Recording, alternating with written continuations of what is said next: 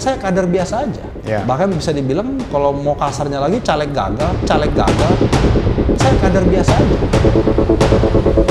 Itu bahwa Kongres PSI ini tuh cuma apa ya? Mungkin kayak settingan belaka bahwa Kaisang itu tetap nanti pada akhirnya akan terpilih. Ya. Karena saya tidak mempunyai power aja, saya bisa bersuara, apalagi saya punya power. Oke. Bisa lebih mengerikan.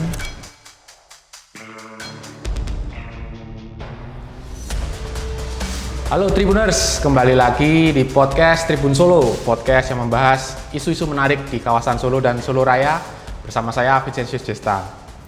Tribuners, dalam waktu dekat ini, tepatnya besok, kita akan menyaksikan adanya kongres dari Partai Solidaritas Indonesia di kota Solo nih. Akan berlangsung 2 hari dari tanggal 19 sampai 20 Juli 2025. Nah, dalam kongres tersebut akan ada satu agenda yang menarik, yaitu pemilihan ketua umumnya nih.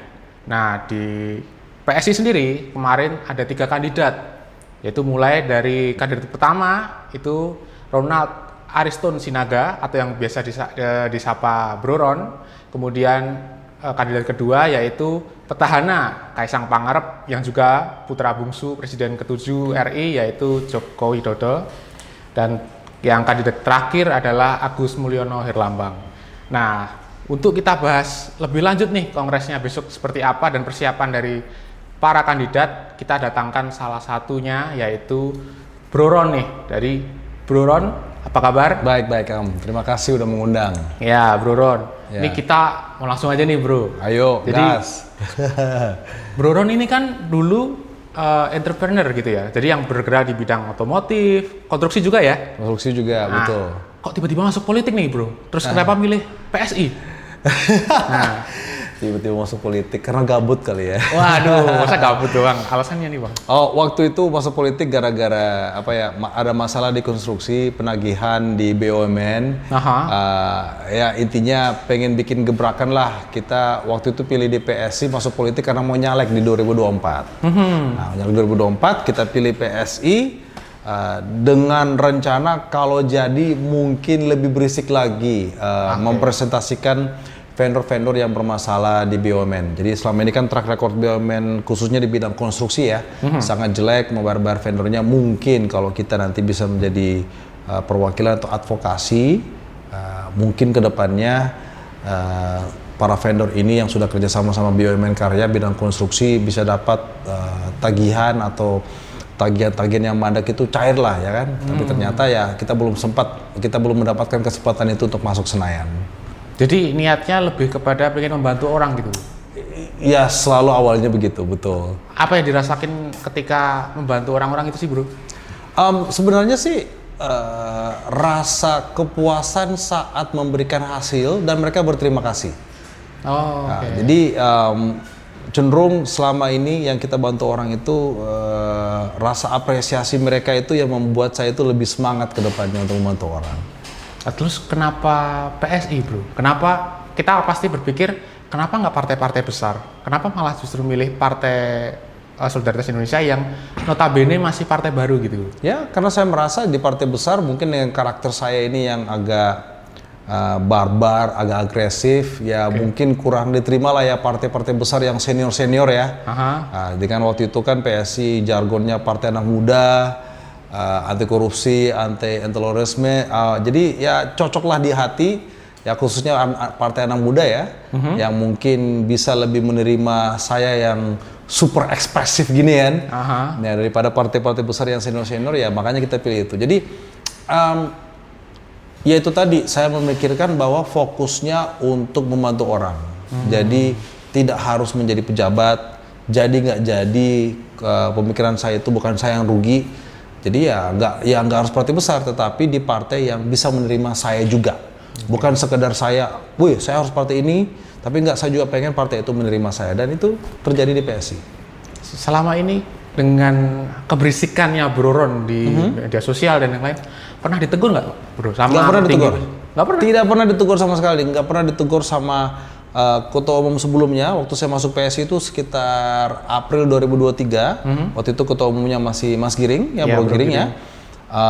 Dan memang saya sudah deal sama ketua ya. Inilah saya. Mereka waktu itu kenal saya lewat medsos. waktu saya join partai, kita udah sepakat bahwa selama itu untuk membantu masyarakat, mereka tidak masalah.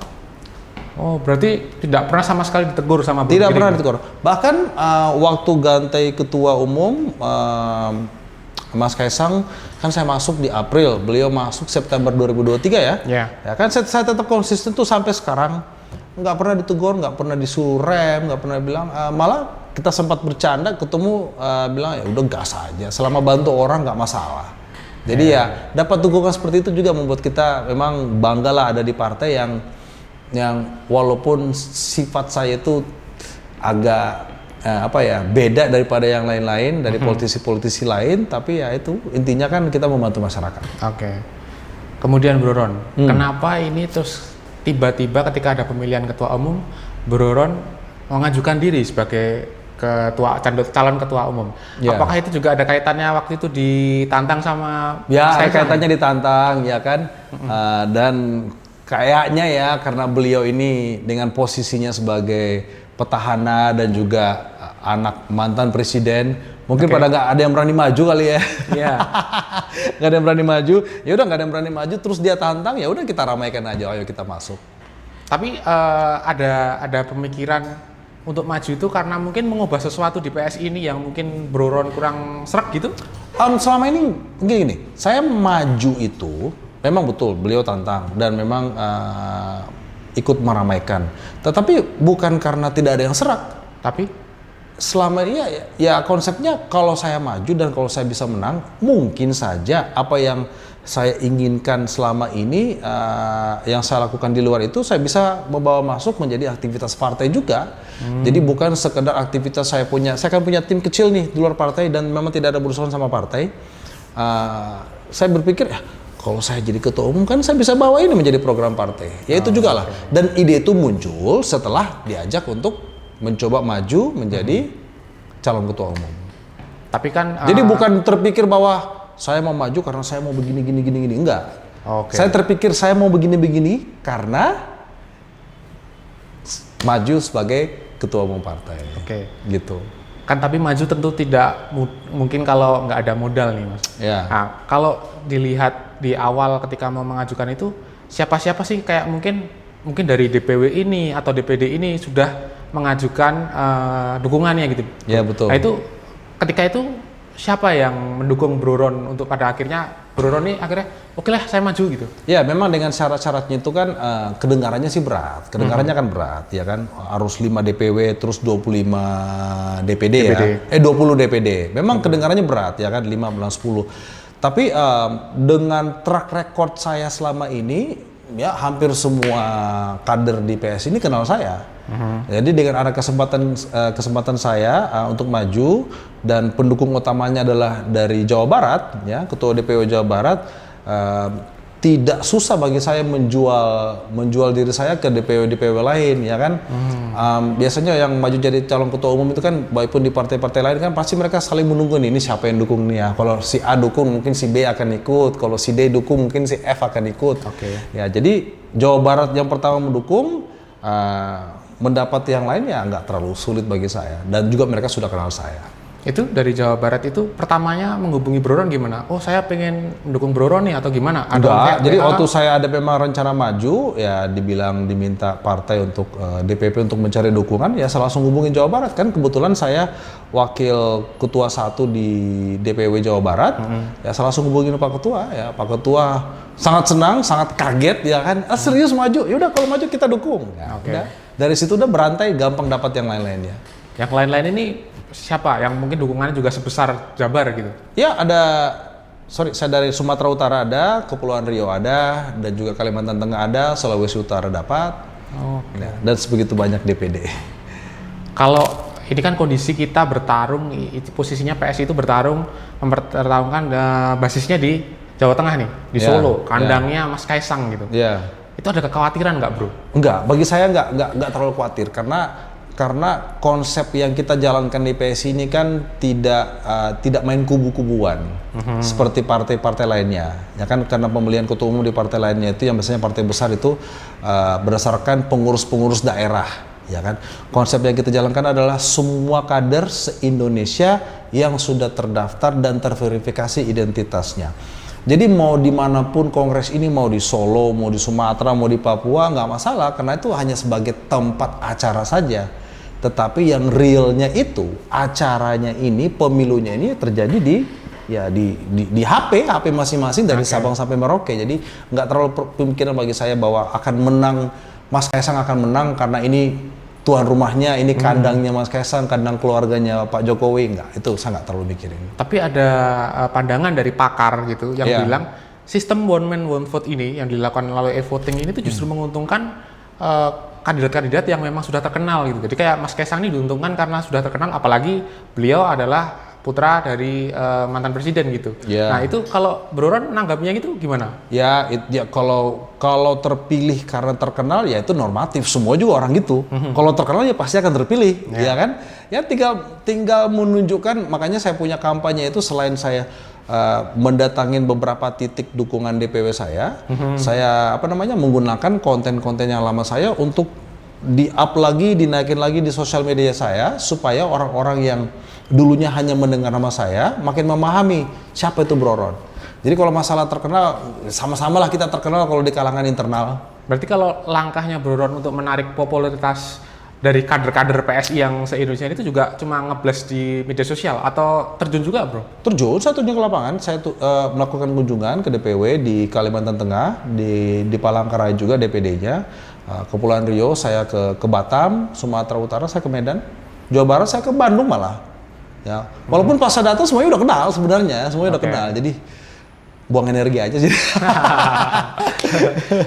Kalau ngelihat sosok ketua peta umum petahana Mas Kaisang itu, Bro Ron sendiri secara pribadi ngelihatnya Bro Kaisang ini seperti apa sih?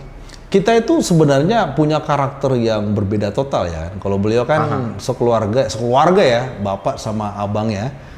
Wakil presiden kita saat ini santai-santai, santuy, relax, sabaran. Kalau saya mah sebaliknya, beda total saya. Tetapi memang ya tujuan kami ya sama, memang untuk kebaikan bangsa, kebaikan negeri, membantu masyarakat. Ya, jadi tinggal membiarkan melepas kepada kader mau yang mana, mau yang relax, mau yang santai atau yang agak agresif. Tapi sebenarnya tujuannya sama aja. Ya sama-sama. Sama-sama aja. Tapi kalau sedekat apa sih Bro Ron sama Bro Kaisang? Sampai kemarin itu kan awalnya maju ketum karena ditantang tuh. Itu deket banget emang sebenarnya. Ya dekat sih dibilang teman enggak juga. Ya kita sesama kader, sesama pengurus partai ya kan. Waktu itu kan sempat saya seminggu sama beliau. Waktu beliau mengadakan tur keliling Jawa Barat untuk silaturahmi ke kepala daerah, khususnya kepala daerah yang didukung oleh PSI di pemilu kemarin. Ya, jadi karena saya wakil ketua di Jawa Barat ya, betul. Saya harus kawal beliau kan. Sebenarnya saya bukan kawal beliau, tapi saya kawal ketua saya ya kan. Ketua mengawal beliau, ya saya mengawal ketua. Ya kan? Ketua Jawa Barat mengawal ketua umum.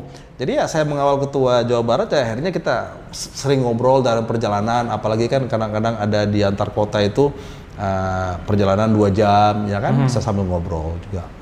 Oke. Bro, kalau kita ngomongin andai kata nih besok Bro Ron terpilih sebagai ketua umum PSI. Iya. Mungkin langkah awal apa yang akan dilakukan Bro Ron ke depan gitu? Langkah awal saya itu kalau terpilih pergi ke luar negeri, jalan-jalan dulu 2 minggu. Waduh, vacation nih. Capek nih, penat nih Bro. Kayaknya kampanye kalau dari kemarin penat. Lumayan penat, saya 1 minggu full itu di jalan. Capek. Saya dulu tuh 1 minggu full tuh biasanya kalau keluar negeri, ini hanya domestik aja kan, jalan pindah-pindah kan. Kalau liburan kan biasanya kita ke Bali 1 titik aja kan. Nah, jadi nggak lelah kan. Ini ke kota ini terbang. Aduh. Jadi ya mungkin langkah awal rekonsiliasi dulu lah. Ketemu semua dengan pengurus-pengurus lama, kenal-kenalan, ya kan. Habis itu baru membuat keputusan kita mau apain nih. Evaluasi apa yang sebelumnya gimana, mendengar semua pendapat-pendapat teman, habis itu membuat keputusan. Ya mungkin 1 bulan pertama hanya mendengar, catat, baru mungkin bulan keduanya kita gas. Itu PS ini kan mendeklarasikan partainya sebagai partai yang istilahnya partai yang pro Jokowi, Ya. partai yang mengusung Jokowisme gitu ya. Itu apakah artinya Bro Ron juga menjadikan Pak Jokowi ini sebagai role model? Sebenarnya hal seperti itu nggak perlu ditanya ya. Ya karena ya beliau mantan presiden, siapa sih yang nggak pengen memiliki role model sebagai memiliki mantan presiden sebagai role modelnya. Terus separtai lagi, ya kan kita tahu ada beberapa partai di luar sana yang memiliki role modelnya, bahkan salah satunya ketua umumnya juga adalah mantan presiden. Saya rasa itu hal yang sangat positif yang bisa membantu kita ke depannya. Contoh memberikan masukan-masukan, kita juga bisa meminta masukan, meminta arahan yang membuat kita itu membuat keputusan yang lebih beneficial tanpa gegabah dengan penuh pemikiran yang ada masukan dari senior yang sudah berpengalaman. Jadi kalau dibilang membuat dia jadi role model ya bisa saja tuh jadi role model di partai, ya kan. Tapi tetap keputusannya memang kalau kita berpartai ini berorganisasi. Ya keputusan final eksekusinya kan selalu pasti di tangan ketua umum. Oke. Apakah selama ini sampai besok ini menjelang Kongres ini Bro Ron sudah menemui Pak Jokowi? Belum ketemu. Oh, belum ketemu. Ya, sebenarnya udah dijadwalkan, saya bilang udah yang lain aja dulu. Kita ada sekitar 20.000 kader ya kan yang datang ke Solo ini. Yang dari luar pulau, bahkan jauh dari Papua, dari ujung Aceh sana kan, biarkan dulu lah mereka kader-kader. Kalau saya udah pasti punya akses langsung ke Bapak, jadi nggak perlu saya ketemu sama beliau sekarang. Saya memikirkan kader-kader yang lain. Kalau gini, Bro Ron kan sempat dikenal masyarakat itu mengkritisi BUMN tadi ya, karena ada masalah di situ untuk pembayaran ketika itu. Padahal proyek-proyek pemerintah yang di BUMN itu juga saya identik. kritik PUPR juga loh. Ya, itu kan identik dengan Pak Jokowi sebenarnya. Maksudnya pemerintah ketika itu gitu ya. Nah itu, tapi parpol ini tuh mendeklarasikan sebagai partainya Jokowi. Nah itu apakah nggak malah kontras gitu? Enggak juga dong. Bukannya kita sebagai teman, sebagai orang dalam yang paling berhak mengkritik. Kalau orang luar, orang kontra mengkritik itu mah normatif. Ya namanya kontra. Ya kan ada pro dan kontra. Kalau pro mengkritik, itulah orang yang paling berhak mengkritik karena dia orang dalam, dia di lingkaran itu. Kalau kontra mengkritik ya memang tugasnya mengkritik. Ya kan? Sekarang ini, saya kan selama ini fokus di BUMN dengan permasalahan-permasalahan BUMN dan juga di bidang infrastruktur. Saya yakin beliau sebagai presiden belum tentu paham mengenai BUMN, belum tentu paham mengenai perbankan, makanya ada penasehat. Makanya ada menterinya. Ya kalau menterinya nggak bisa kerja, masa harus dia yang ditelahkan? Masa jadi kita kontra sama presidennya? Ya kan? Kalau menterinya korupsi, masa kita harus jadi kontra juga sama presidennya? Ya kan? Kalau menterinya khususnya PUPR yang akhirnya tidak bisa kerja, tidak bisa membenahi cara membangun yang benar, cara memelihara infrastruktur kita, masa presidennya yang jadi kontra? Ya kan? Karena kan semua ada hierarkinya kan di dalam pemerintahan. Jadi kalau saya mengkritik itu sebenarnya saya mengkritik menunjukkan kita ada masalah loh di sini, di titik ini bisa beresin nggak? Apakah presiden paham nggak tentang jalan berlubang, jalan rusak? Nggak tentu. Presiden hanya bisa bilang tolong beresin, tolong perbaikin. Sama kita seperti membangun rumah kan, tolong disemen ini. Cara mencampurnya memang kita paham. Tugasnya tukang kan. Kalau tukangnya nggak bisa kerja, itulah. Jadi ke situ saya hadir. Kalau Bro Ron sendiri berarti melihat sosok Jokowi ini pribadi seperti apa sih? Saya perlu belajar sabar seperti dia. Saya ini orang yang berapi-api deh kan. Ya, jadi, terlalu berisik kalau orang bilang ya. Berisik dan berapi-api kan. Ya mungkin dengan adanya Jokowi di samping kali mungkin lebih adem lagi nantinya. Jadi lebih diredup dikit tapi semangatnya tetap membara di dalam tapi nggak perlu keluar selalu. Jadi kita nggak tahu lah. Memang kalau dari sisi karakter kami memang beda. Saya dan keluarga Jokowi, sekeluarga ya, baik itu Mas Ketum sama Wakil Presiden kita. Tapi tujuan kami selalu pasti sama kok. Pasti sehati kok. Tinggal caranya aja mengekspresikan diri. Ini kita masih ngomongin Pak Jokowi, Bro Ron. Iya. Ini kan kemarin lagi rame isu bahwa Pak Jokowi itu akan didapuk jadi Dewan Pembina PSI di Kongres besok tuh. Nah itu Bro Ron sendiri dari internalnya itu bener nggak sih? bakal didapuk jadi Dewan Pembina atau mungkin posisi yang lain malahan? Kalau saya mau dimanapun Pak Jokowi, Dewan Pembina atau Dewan Etik itu Dewan Pakar, nggak masalah. Yang penting dia itu saya punya akses ke beliau untuk mendapatkan nasihat. Karena begini, ya saya udah bilang tadi kan, siapa sih yang nggak pengen punya akses ke mantan presiden? Siapa sih yang nggak pengen punya akses ke mantan presiden SBY? Kita tahu partai pemenang pemilu beberapa tahun terakhir, beberapa periode terakhir, Ibu Mega di PDIP. Siapa sih nggak pengen punya akses? Minimum meminta saran. Ya, beliau itu sebenarnya tidak perlu di posisi Dewan Pembina atau tidak perlu di posisi Dewan Pakar. Kita pasti akan meminta nasihat dari beliau. Kita pasti akan meminta masukan dari beliau, ya kan? Jadi ya mau dia di Dewan Pakar atau Dewan Penasehat, itu posisi yang sangat baik, menguntungkan partai juga, dan juga menguntungkan kami para pengurus-pengurus partai. Tapi memang belum ada bocoran, bro. Maksudnya bakal jadi apa gitu? Ya lihat aja besok. Tapi bro, kalau Bro Ron sendiri beranggapan Pak Jokowi ini lebih baik bergabung ke dalam partai politik itu, PSI itu sendiri atau enggak? Atau justru malah di luar aja? Ya lebih baik lah. Lebih baik ya? Lebih baik lah. Mau gimana pun negara ini, kalau ingin berkontribusi di negara ini lebih efektif ya. Saya bilang tidak cara lain. Saya tidak bilang cara lain mungkin tidak efektif, tapi lebih efektif kalau berada di partai politik. Karena partai politik itulah yang punya akses ke pemerintahan, di mana pemerintah itulah yang nanti membuat keputusan untuk masyarakat. Oke. Bro, misalkan lagi-lagi nih, andekan kalau Bro Ron berhayal terus nih Mas Bro ini. Iya, berhayal dulu kan belum terjadi nih. Belum terjadi. Iya. Jadi ketua umum. Ya. Itu akankah Bro Ron berubah nih?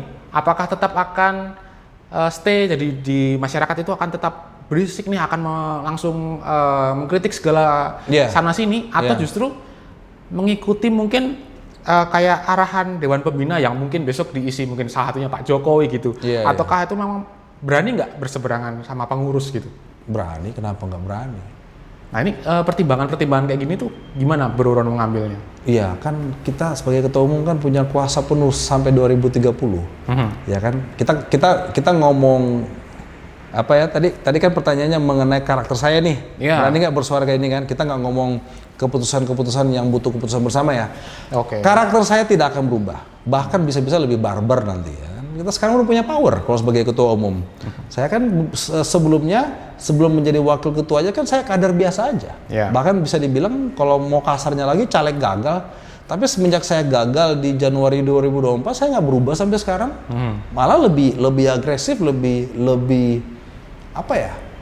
banyak membantu masyarakat semenjak saya gagal daripada sebelumnya. Lebih banyak. Jadi saya udah mempunyai track record seperti itu, di mana saya tidak mempunyai power aja saya bisa bersuara, apalagi saya punya power. Bisa lebih mengerikan. Mana nih kamera nih? Berarti kalau lebih mengerikan. Lebih mengerikan. Ini ada pertanyaan nih bro. Andai kata besok udah terpilih jadi ketua umum, terus kemudian suatu saat nih Pak Presiden Prabowo ketika itu melakukan reshuffle, terus kemudian Bro Ron ditawari jadi menteri gitu, langsung diterima nggak? Tergantung apa nih? Tergantung di kementerian mana. Oh, tadi ngelihat dulu nih. Ya, saya tidak mau asal terima aja, dapat posisi enak, gaji, enggak. Saya mau di mana saya bisa bermanfaat dan juga di bidang yang saya pahami. Contohnya, kalau Bro Ron mau, misalkan kita berada saya nggak usah kasih contoh kan, kalian udah tahu ahli saya apa, kalian saya apa. Siapa tahu bro, nanti bro punya pandangan yang beda. Coba gitu. Silakan impiannya bilang aja ke kamera ini nih. Iya. Oke. Berarti saya rasa masyarakat dan media udah tahu lah keahlian saya di mana. Di bidang sosial ada, di bidang konstruksi ada. Tapi berarti kalau nggak sesuai dengan itu, Bro Ron akan menolak ya? Nolak. Saya bukan tipikal orang yang ingin menjadi pejabat. Kalau ditawarin harus sesuai dengan bidang dan hati. Itu. Bro, ini kan kembali lagi ke soal pemilihan umum. Kita itu kan ada tudingan di masyarakat itu bahwa Kongres PSI ini tuh cuma mungkin kayak settingan belaka, bahwa Kaisang itu tetap nanti pada akhirnya akan terpilih. Ya. Nah itu kalau Bro Ron sendiri menanggapnya gimana? Apakah ya itu kan dianggap settingan karena belum biasa. Ini yang pertama kali di Indonesia, ya kan.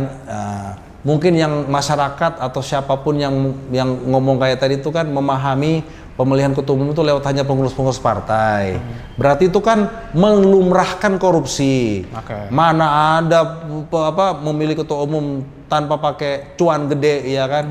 Ya kan. Saya tahu ada partai besar sebelumnya mengadakan penggantian pemilihan ketua umum. Itu Samsung Note Fold itu beredar berapa satu truk itu diantarin untuk dibagi-bagi tuh kan. Nah, jadi mungkin karena kagetnya nggak percaya kayak gini, nggak mungkin. Jadi hal yang baru itu memang bisa mengagetkan dan bisa disangkal, gampang disangkal. Ya lihat aja nanti hasilnya. Kalau berarti Bro Ron tidak setuju bahwa nanti ini tudingan kayak misalkan tidak ada there is no player bigger than the team, kayak dari Partai Solidaritas Indonesia ini nggak hanya merujuk kepada Jokowi dan Kaisang, siapapun nanti pun bisa terpilih gitu. Bisa. Setelah kami ini kan menjadi pembuka pintu, kalau bisa dibilang malah Pandora Box. Karena ini Pandora Box ini siapa saja nanti bisa jadi ketua umum dan akan membuat partai-partai lain itu jadi kurang menarik. Kenapa? Di partai lain itu cenderung naik ke atas atau menjadi elit ya karena bermainnya di kalangan elit. Ya kan? Kalau kayak ini, saya hanya tadinya aktivis 3 tahun saya jadi aktivis yang kader biasa, jadi caleg gagal. Ternyata karena dilihat saya punya kegiatan, ini bagus nih, mungkin bisa membantu partai, dikasih posisi, sekarang menjadi ketua umum. Bisa orang seperti saya itu yang baru berada di partai 2 tahun, bisa jadi.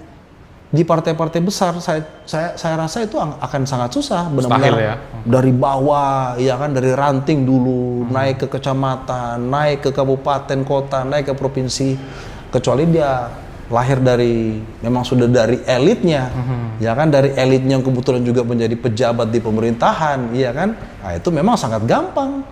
Ya tapi kan itu jumlah orang yang bisa begitu kan sangat sedikit, hanya di kalangan elit aja. Saya tidak ada kalangan elit, jadi ya itulah memberikan contoh yang baik ke masyarakat, anak muda berpolitik kalau berprestasi dan juga punya popularitas dan punya elektabilitas bisa naik cepat.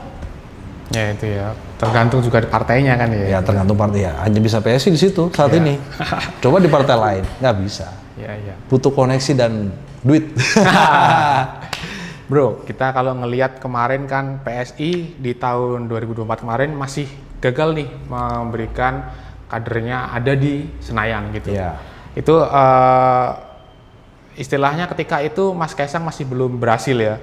Terus tapi menurut Anda PSI ini ke depannya memang harus move on dari segala yang bernama dengan berasosiasi dengan Jokowi, partainya Jokowi tadi itu hilang dari situ, atau memang tetap masih harus ada itu? Enggak, gini. Apakah masih harus ada brandnya Jokowi di PSI? Kalau dibilang harus, saya rasa tidak harus. Apakah bermanfaat brandnya Jokowi di PSI? Saya rasa bermanfaat. Nah, bagaimana meningkatkan elektabilitas? Ya, masyarakat di bawah, di akar rumput, di desa-desa, di dusun-dusun belum tentu kenal sama PSI. PSI mungkin terkenal di kota-kota, di jalan raya, jalan besar yang ada benderanya PSI, yang mungkin nanti ada billboard, bisa pasang spanduk. Tapi di desa-desa mayoritas suara itu kan suara rakyat itu ada di akar rumput. Mayoritas ya. Dan saya rasa kelemahan kita itu sebelumnya di situ. Nah, sekarang kita punya waktu nih sisa 3,5 tahun nih. Kita memperkenalkan semua cabang, semua tingkat level pengurus sampai ke DPRT, dari DPP sampai DPRT itu harus memperkenalkan partai ke masyarakat. Jadi semua harus bisa bekerja, bergerak seperti aktivis, membantu masyarakat. Jadi mereka kenal, oh itu kan si A itu dari PSI, oh si A itu dari ormas ini. Biasanya orang, jadi ya kita tolak kalau mama di desa ya kan, ngerumpi di warung ya kan. Nah, jadi kita harus bisa menjadi aktivis di partai. Jadi jangan partai itu hanya dikenal masyarakat gara-gara ada benderanya, itu ada bendera PSI di sana kan? Nah, nanti ada billboard, tadi saya lihat itu ada billboard, ada foto saya kan ada tadi di lampu merah mana itu ya. Ya kita jangan seperti itu. Kalau kita mau lebih terkenal lagi, mau menang, harus dikenal di akar rumput, jangan di kota saja. Dan memang kita kuat di kota, ya kan? Tapi ya maaf saja, terkenal di kota, kita nggak tumbuh Senayan kan? Iya. Kalau nanti itu misalkan Bro Ron terpilih, otomatis kan PS ini tidak akan dipimpin oleh atau diasosiasikan dengan Jokowi karena Mas Kaisang juga tidak terpilih lagi. Nanti Mas Kaisang ini dan mungkin kalau Pak Jokowi bergabung akan diletakkan di mana oleh Bro Ron? Ya lihat nanti aja. Loh, kan ini pertanyaan masih sama yang dari awal nih. Nah, tapi kan kita juga biar tahu nih pandangannya kemungkinan mereka akan diletakkan di mana gitu, Bro. Kalau saya kan saya lebih memahami mengenai branding dan marketing lah ya. Saya paham banyak mengenai itu. Sangat bodoh bagi kami dari sisi marketing kalau tidak bisa memanfaatkan nama Jokowi di situ. Yang pasti beliau akan tetap menjadi brandingnya di PSI. Masalah posisi dia di mana persisnya nanti ya lihat aja nanti setelah kongres. Tapi saya rasa secara marketing, secara branding ya sangat bodoh kalau tidak dimanfaatin. Ya kan?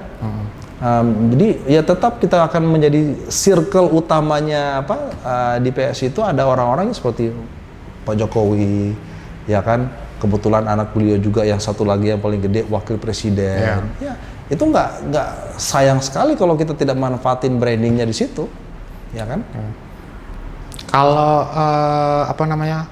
ketika kita edit podcast kan masih berlangsung nih voting sampai nanti malam ya, pukul tengah malam ya, 23.59. Masih optimis menang nggak, Bro? Masih optimis. Memang sih yang masuk sudah 71% ya per siang ini ya. Masih banyak suara yang masih bisa kita gaet, makanya saya punya konten, saya gas terus di medsos, semua lini medsos saya supaya masyarakat yuk ayo vote, jangan sia-siakan suaranya, jangan sia-siakan. Ya, 6 jam bisa lah. Bisa ya kan. Kan kemarin sempat unggul, terus kemarin kesalip lagi kalau nggak salah. Salip lagi betul sama Mas Kaisang. Itu berarti sekarang masih. Jadi intinya kami berdua itu yang berebutan di posisi 1. Iya. Ya Mas Agus juga berusaha, cuma masih belum ya. Masih belum, betul. Ini jelang sampai nanti akhir pemungutan itu, ini Bro Ron masih muter-muter kemana lagi nih? Enggak muter. Nggak muter. Tapi ada konsolidasi dengan beberapa. Betul, ketemu para pengurus daerah, ya kan, ketua DPW, DPD. Kalau saya rasa sih pengurus partai sekarang sampai level DPD itu sudah di hari pertama, hari kedua sudah membuat sudah buat pilihan-pilihan, ya kan, sudah vote lah ya. Ya mungkin tapi mereka masih pengen ketemu sama kita. Oke. Ya. Itu kalau saya kepo karena saya kan bukan kader jadi nggak bisa milih nih. Iya. Di Pemira itu tadi di websitenya itu ketika kita udah milih nih, misalkan milih Bro Ron. Iya. Terus nanti pemilih ini tuh bisa ganti nggak sih? Nggak bisa. Jadi sekali milih langsung. Sekali milih. Jadi saya juga waktu itu iseng kemarin kan, setelah saya vote ya kan, saya mau coba lagi, betul bisa kita login, verifikasi OTP masuk. Pas kita mau vote kita pilih, itu ditolak karena pemilihan Anda sudah tercatat di tanggal sekian, jam sekian. Jadi ada track recordnya. Berarti sekali aja milih sekali gitu ya? Jadi kita mau coba lagi, kita bisa login nih untuk memilih nih. Melihat lagi, tapi bisa pilih lagi orangnya. Tapi pas mau submit ya ditolak. Ya, berarti gitu. Ya itu benar-benar di awal ya mainnya kita. Ya, sudah dikunci. Jadi nggak bisa dirubah. Oke. Bro, ini untuk sampai besok menuju Kongres, persiapan apa yang Bro lakukan? Mungkin kalau orang-orang karena ada yang mungkin ketemu keluarganya terus minta restu gitu, ada nggak? Enggak, saya nggak ada.